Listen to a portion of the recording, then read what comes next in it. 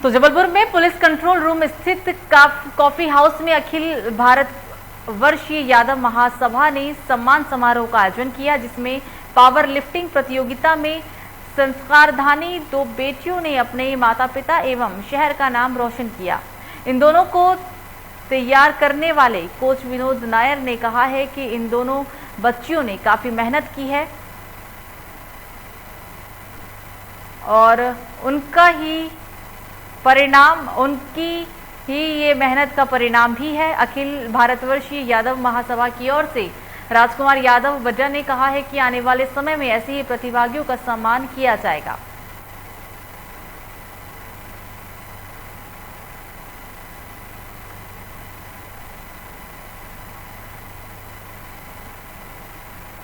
तो झाबुआ में आज भारतीय राष्ट्रीय छात्र संगठन यानी NSUI ने जिला कलेक्टर कार्यालय में छात्रों की समस्याओं को लेकर एक ज्ञापन सौंपा, जिसमें NSUI जिलाध्यक्ष और छात्रों ने मिलकर कॉलेज स्टूडेंट्स के एडमिशन ना मिलने की शिकायत जिला कलेक्टर से की। छात्रों का यह भी आरोप है कि 2700 छात्रों का एडमिशन फिलहाल वेटिंग में चल रहा है और कई सौ छात्रों के एडमिशन की पात्रता पर सवाल भी उठ रहे हैं। ऐसे में आगामी 5 अक्टूबर को मुख्यमंत्री का झाबुआ दौरा होगा। ज्ञापन सौंपते समय NSUI जिला अध्यक्ष विनोद बाबोर ने यह स्पष्ट किया है कि छात्रों की समस्याओं का निराकरण अगर 5 तारीख के पहले नहीं किया जाता है तो आने वाले समय में उग्र आंदोलन किया जा सकता है।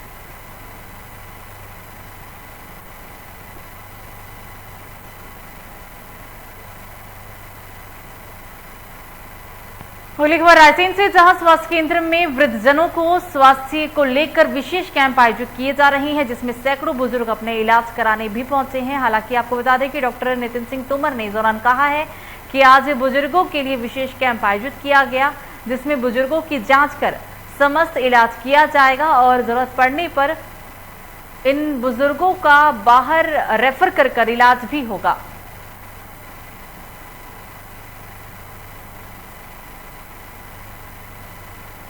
तो रायसेन के अंदर वृद्धजनों के इलाज के लिए एक विशेष तरह का कैंपेन लगाया गया। आप ये शिविर की तस्वीर देख रही हैं। सैकड़ों बुजुर्गों को मुफ्त इलाज मिला है और ये भी कहा गया है कि अगर किसी बुजुर्ग को बाहर रेफर करने की परिस्थिति होती है तो उस संदर्भ पे बाहर भी बुजुर्गों का इलाज किया जा सकता है। एक विशेष कैंप लगाया गया था। उस कैंप की आप ये तस्वीर देख रही हैं। बुजुर्गों की जांच कर सभी इलाज करने के आश्वासन दिए गए हैं।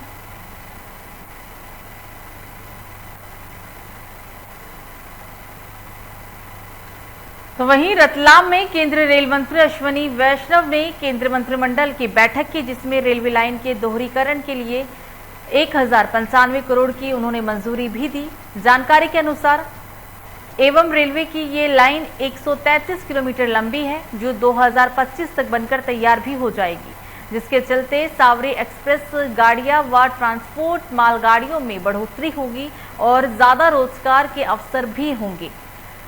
वैष्णव ने रतलाम रेल मंडल के साथ अन्य मंडलों को भी नई सौगातें दी हैं। हालांकि अभी रतलाम नीमच पर केपीसीटी से ज्यादा लोड है और इस लाइन के डलने से ही अत्यधिक सुधार भी हो जाएगा। प्रधानमंत्री नरेंद्र मोदी ने भी इस कार्य की सराहना की है।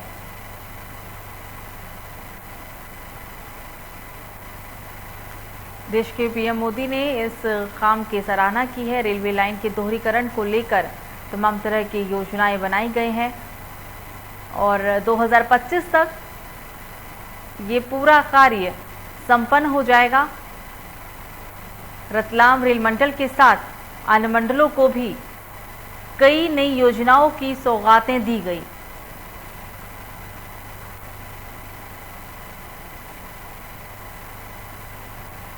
तो रतलाम से नीमच रेलवे लाइन के दोहरीकरण के लिए केंद्रीय रेल मंत्री अश्विनी वैष्णव ने केंद्रीय मंत्रिमंडल की बैठक में एक जानकारी देते हुए वीडियो कॉन्फ्रेंसिंग के जरिए बात कही और रेलवे की ये लाइन 133 किलोमीटर लंबी है, जो 2025 तक बनकर तैयार भी हो जाएगी।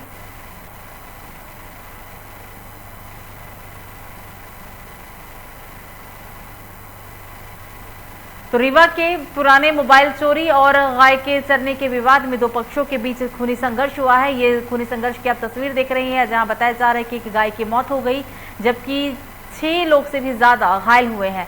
घायलों को फिलहाल इलाज के लिए अस्पताल के अंदर भर्ती कराया गया। पुलिस ने दोनों पक्षों के खिलाफ मामला भी दर्ज किया है। पूरे प्रकरण की फिलहाल पुलिस अब जांच पड़ताल कर रही है।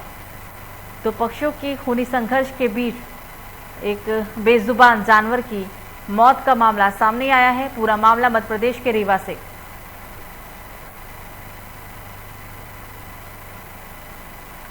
तो इस बीच एक बड़ी खबर सिवनी से। जिले में तेज रफ्तार का कहर जारी। हादसे में बाइक सवार की मौत, एक घायल को अस्पताल में इलाज के लिए भर्ती कराया गया। पूरा मामला बता रहे हैं आपको सिवनी की कुरई खवासा टोल प्लाजा के पास का नागपुर रोड की पूरी घटना बताई गई है। तेज रफ्तार का कहर लगातार जारी है। इस हादसे में बाइक चालक की जान चली गई। बाइक चालक की घटनास्थल पर ही मौत हो गई। एक व्यक्ति गंभीर रूप से घायल है, जिसे इलाज के लिए अस्पताल के अंदर भर्ती कराया गया है। नागपुर रोड के पास की पूरी घटना बताई गई। तेज रफ्तार वाहन के चलते यह हादसा हुआ और इस हादसे में बाइक चालक की घटनास्थल पर ही मौत हो गई।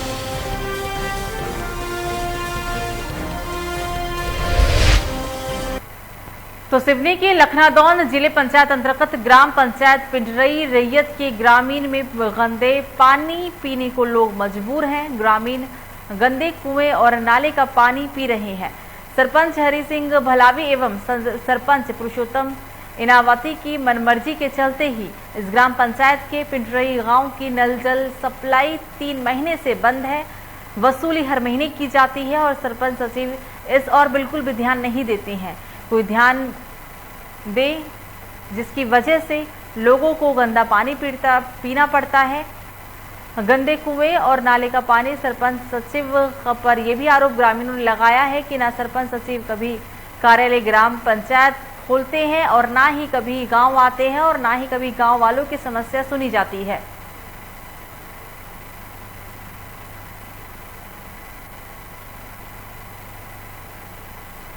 तो वहीं भारत की तत्कालीन प्रधानमंत्री इंदिरा गांधी जी ने अपनी उत्कृष्ट राजनीति, सूझबूझ एवं अवधेय कूटनीति के तहत देश की तीनों सेनाओं के बेहतरीन सामान्य से विपरीत परिस्थितियों में भी अति कुशल प्रबंधन के द्वारा पाकिस्तानी सेना को मुंहतोड़ जवाब दिया था।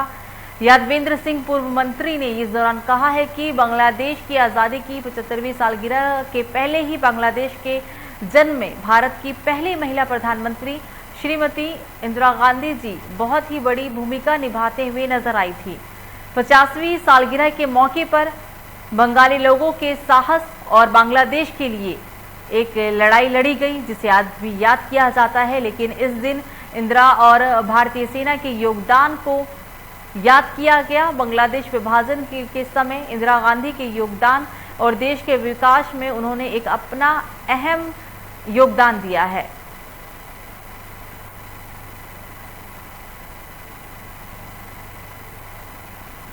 मध्य प्रदेश के टीकमगढ़ में एक कार्यक्रम का आयोजन किया गया था, जहां पर इंदिरा गांधी के तमाम उपलब्धियों का जिक्र किया गया। बांग्लादेश के लिए उन्होंने एक अहम लड़ाई लड़ी थी, ये कहा गया है।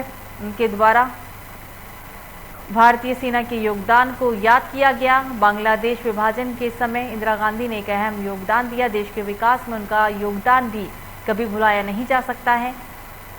पूर्व मंत्री यादवेंद्र सिंह बुंदेला ने जनसभा को संबोधित करते हुए इंदिरा गांधी की तमाम उपलब्धियों का जिक्र किया।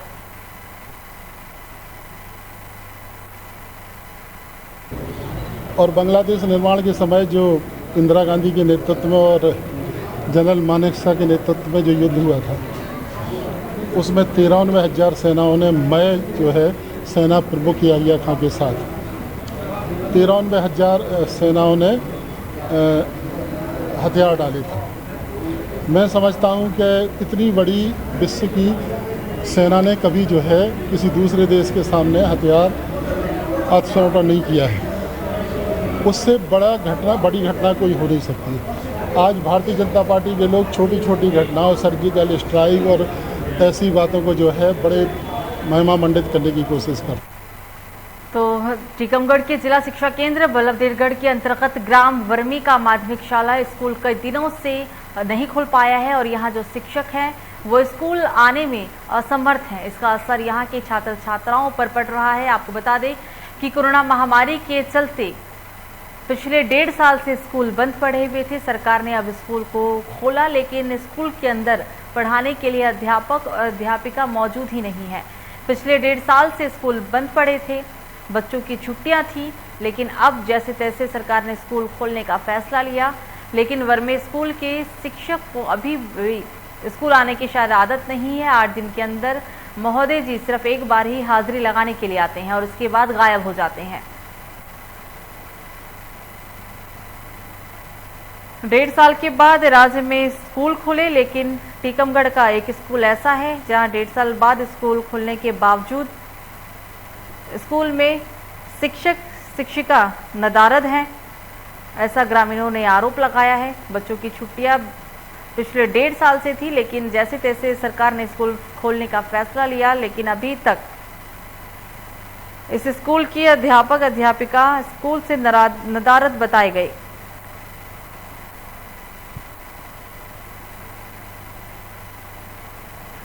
फिलहाल बुलेटिन में मुझे दीजिए इजाजत। लोकमंच न्यूज पर खबरों का सिलसिला जारी रहेगा। नमस्कार।